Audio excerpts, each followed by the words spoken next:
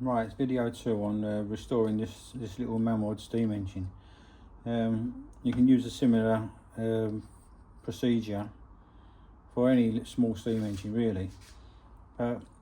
We'll go through just an initial takedown. I'll start off with, see how this comes off. Go easy with them. Anything you think might be old or seized, go easy with it, because if you force it, this one's looser than what I expected. If you force it, you can snap these, and the copper pipes, all that can all be it can break or crack. They're very brittle. So I'm just going to take that pipe out. I'm going to take the boiler off. I'm going to take the boiler and the boiler housing off now. Well, this is a Mamod SE2A. So I like this model particular because, first of all, this pipe goes underneath the boiler, through the burner and back in. So that's what they call superheating. The steam's coming out here and then being reheated through the flame. Second of all, is this here, when I get it free, is a steam regulator, so we'll be able to vary the speed of the engine when it's running. So I'll actually try and free that up again in a minute, because right, so that's come undone. Good. Right, next step is we've got these couple of little nuts on the bottom. Once we can get these off, everything's tiny. Give me a small little.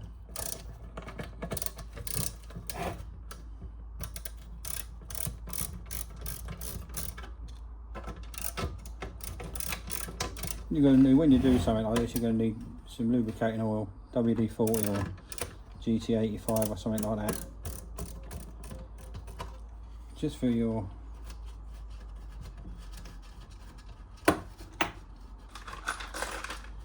a little container, just to put your little bits and pieces in, because these are tiny little nuts and washers. Quite a long thread on the end of these. Yeah, see a little.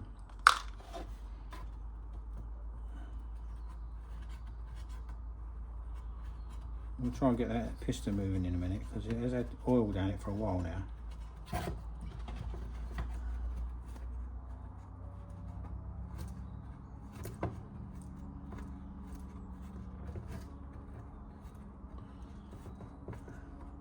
Once we get the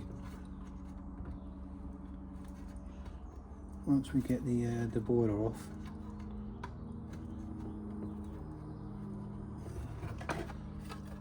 it feels like it's just turning there. No, it's coming.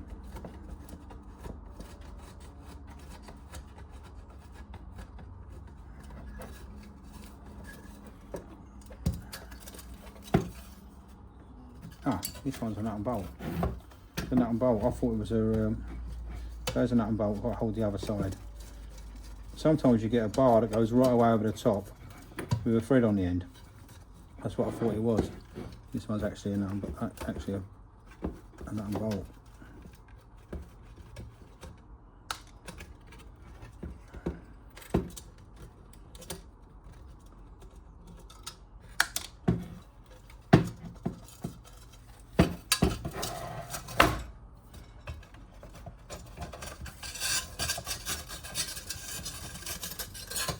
Well, that's the little nut in there, a bolt, little screw in there. That's the strap. Look, you can see it looked like it was chrome plated at one point. Really rusty. Yeah, you can see it was chrome plated. So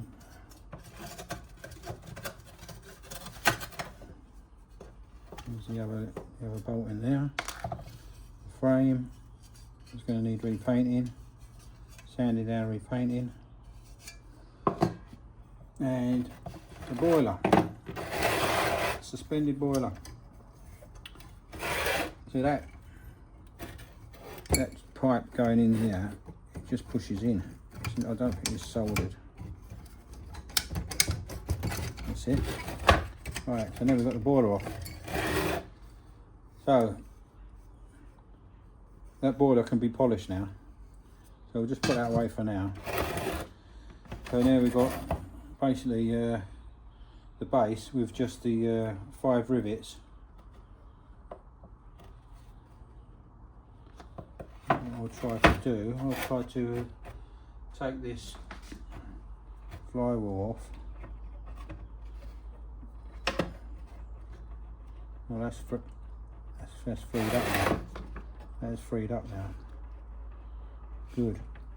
That's had quite a lot of oil in it for some time. Right, so now we've got to take these screws out here to take this plate off, and then once we do get that off, we can get the piston out, because at the moment the piston's connected on the con rod, and you can't really you can't just pull it off the crankshaft.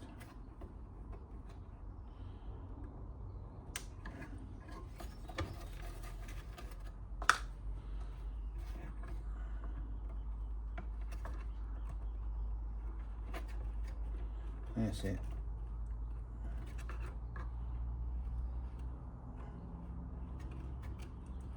When I first started doing these, I never had any soldering equipment, and I should just try and do it without soldering, especially if the solder joints were good. Right, take that out of there.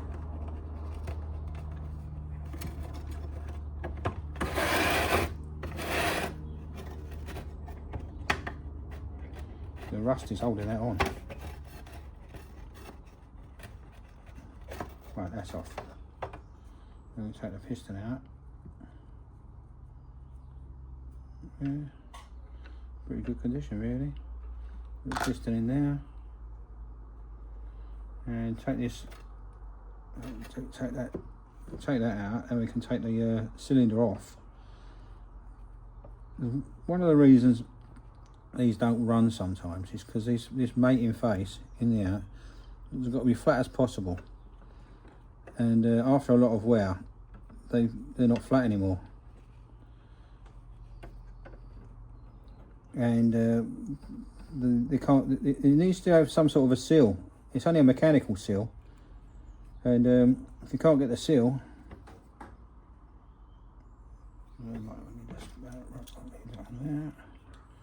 just a bit tighter one.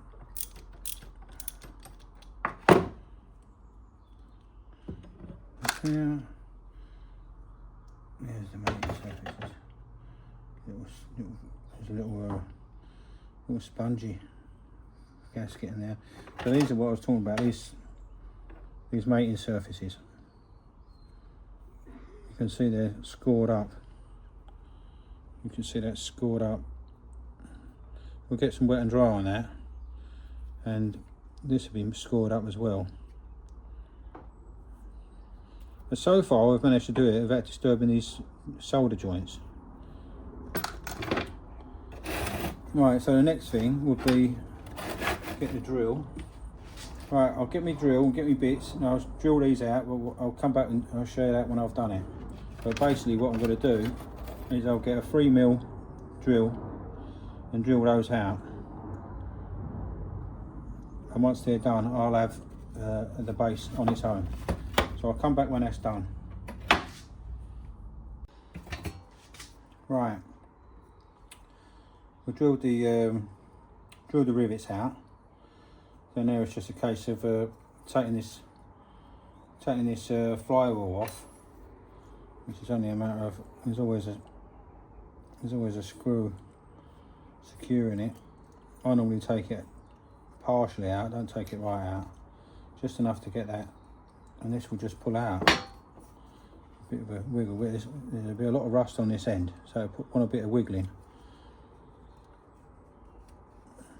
you can, if it's really rusty, you can get a bit of sandpaper or wet and dry on that end just to release that bit of wire brush, just to get rid of that bit of rust. So we pull it out. This one's particularly rusty. Normally they pull out and they're normally not rusty.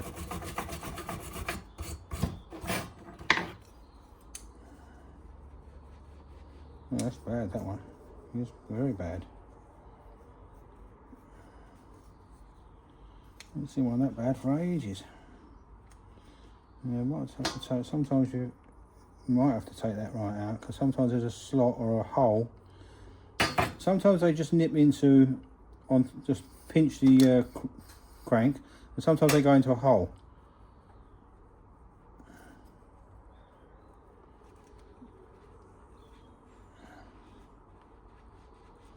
Right, so that's going to need a bit more.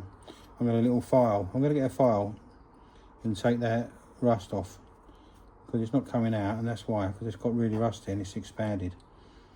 So I'll come back in a sec when I've sorted that out.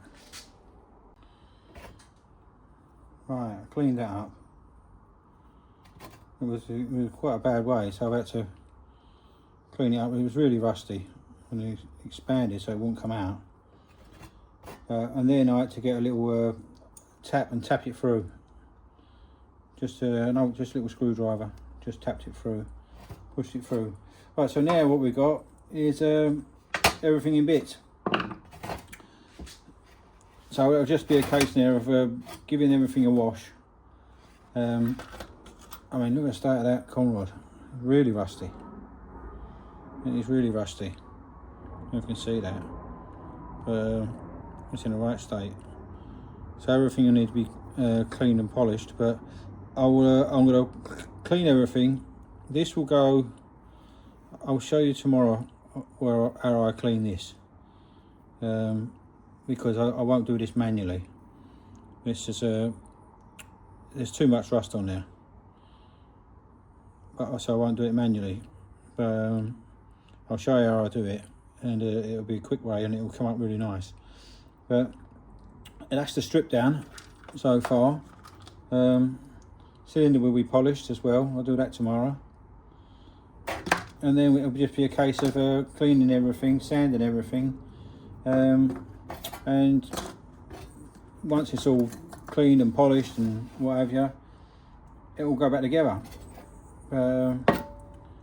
Painting. But yeah, so the strip down's finished really.